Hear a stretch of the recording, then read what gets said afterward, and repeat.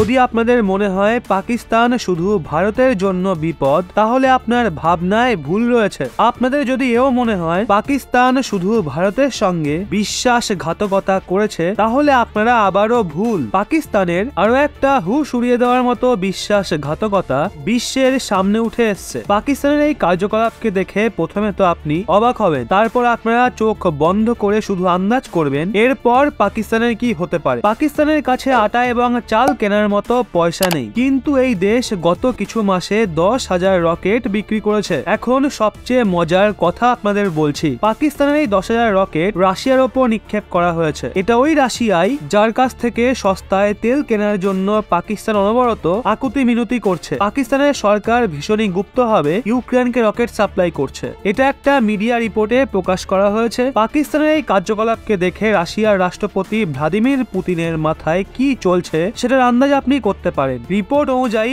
পাকিস্তান গত কিছু মাসে ইউক্রেনকে জার্মানি এবং পোল্যান্ডের রাস্তায় 10,000 রকেট পাঠিয়েছে। রাশিয়ার ওপর হামলা করার জন্য ইউক্রেনের সেনা এই রকেটের ব্যবহার করেছে, আর এই রকেটের কারণে রাশিয়ার অনেক সেনা মারাও গেছে। বলা হচ্ছে এই রকেট পুরোপুরিভাবে পাকিস্তানের অর্ডিন্যান্স ফ্যাক্টরিতে বানানো হয়েছে। এই রকেটকে ট্রাকের মাধ্যমে করাচি পোর্টে পাঠানো হয়েছিল। এই রকেটকে করাচি পোর্ট থেকে লোড করে জার্মানি এবং পোল্যান্ডের রাস্তায় ইউক্রেনি ফৌজের কাছে পাঠানো হচ্ছিল। রিপোর্ট অনুযায়ী ফেব্রুয়ারি শুরুতে করাচি পোর্ট থেকে একটা জাহাজ রওনা হয়েছিল। এই শিপ প্রথমে জার্মানির এমডিন পোর্টে পৌঁছায়, তারপর ওখান থেকে পোল্যান্ড হয়ে ইউক্রেনে পৌঁছায়। বলা হচ্ছে জাহাজেই প্রায় 10,000 রকেট ছিল, যা মাল্টি ব্যারেল লঞ্চারের মাধ্যমে নিক্ষেপ করা হয়। আপনাদের জানাই পাকিস্তান অনবরত রাশিয়ার সঙ্গে বন্ধুত্ব করার শো আপ করছে, কিন্তু তারা ইউক্রেন যুদ্ধের শুরু থেকেই রাশিয়াকে ধোঁকা দিয়ে আসছে। পাকিস্তান দ্বারা ইউক্রেনকে হাতিয়ার সাপ্লাই করায় রাশিয়ার অসন্তুষ্ট হওয়া নিশ্চিত। এখন